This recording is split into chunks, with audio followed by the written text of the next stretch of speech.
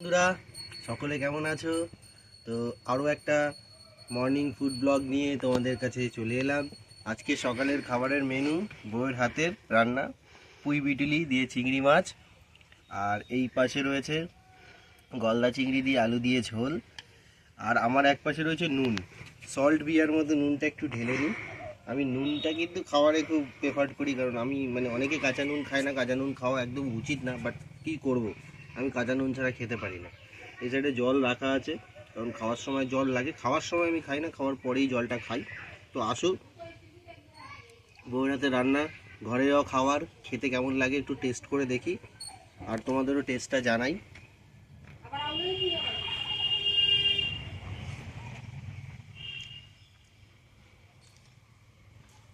দারুণ হয়েছে, honestly speaking দারুণ হয়েছে। আমি যদিও কখনো হোটেলের খাবার খাই না, হোটেলের বানানো ভাত ডাল আমার খুব ঘৃণা লাগে, কিন্তু বাড়ির খাবারটা আমার পরিষ্কার পরিচ্ছন্ন লাগে, এই জন্য আমি বাড়ির খাবারটাই বেশি প্রেফার করি।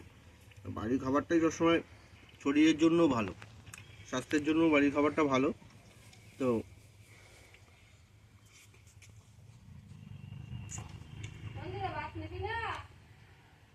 খুব সুন্দর হয়েছে, পুঁই বিটুলি দিয়ে ঝাল।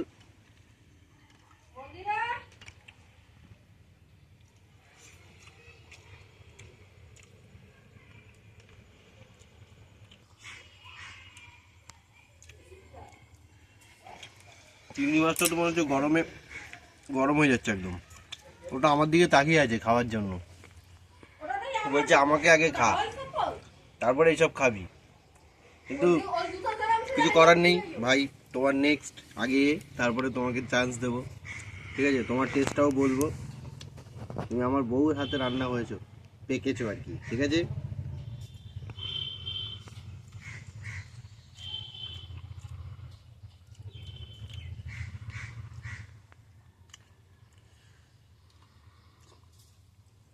বেশ ভালো লাগছে খেতে।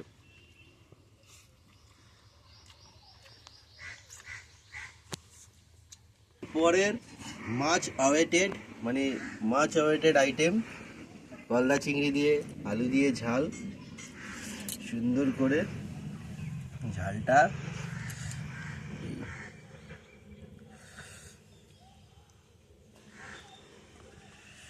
দেখেছো বউ, শুকনো লঙ্কা, লঙ্কা আমার বাড়ির একটা ঐতিহ্য, লঙ্কা আমরা খাই, আমার খেতেও আমার ভালো লাগে।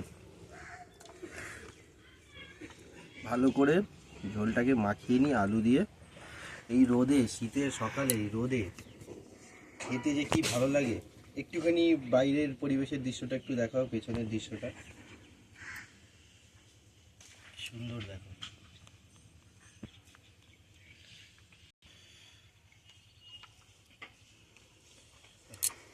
সেম সল্ট বিয়ার মতো নুনটা একটু দিয়ে নিই ভালো করে, ঠিক আছে? আমি নুনটাকে এইভাবে ছড়িয়ে ছড়িয়ে দিই। সবাইকে আরও একবার বলছি, নুন কিন্তু তরকারিতে ভাজা নুন খাবে, কাঁচা নুন কেউ খাবে না, ঠিক আছে? তো বউ বলেছে যে আজকে তরকারিটা নাকি ও ভয় ভয় বানিয়েছে, ওর ভাবছে যে ভালো হবে কি হবে না।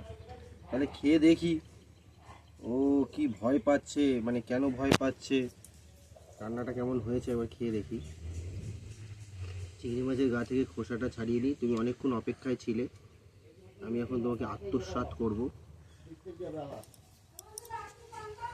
হ্যাঁ তো চিংড়ি মাছটা নিলাম,